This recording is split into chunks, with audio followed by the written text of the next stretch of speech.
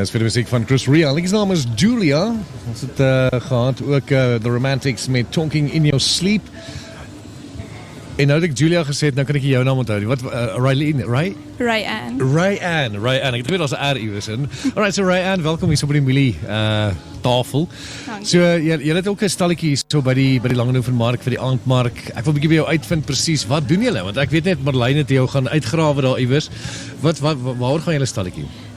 Wel, ons is die wildhuis. So ons het wors en pastye. Wat nou heerlike geure het, soos feta en pepperdew en daar's perske en curry.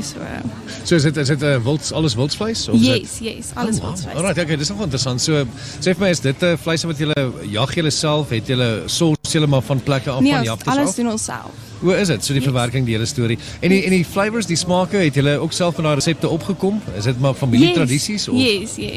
Nee, alles self opgekom. Okay, great. En jy gaan glad nie een van daai tradisies met ons deel nie, nee.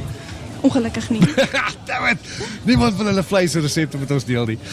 Maar Arlene, so vertel ons, hoe lank is julle nou al besig om dit in die stalletjie? Van 2024 af, maar ons doen baie markte waar ons 'n koswil het, waar jy ook wildsburgers kan kry en loaded fries. Het julle die waar hierso vanaand ook? Nee, ongelukkig nie vanaand nie. Ons is nou tans besig by 'n fees buite Bloem.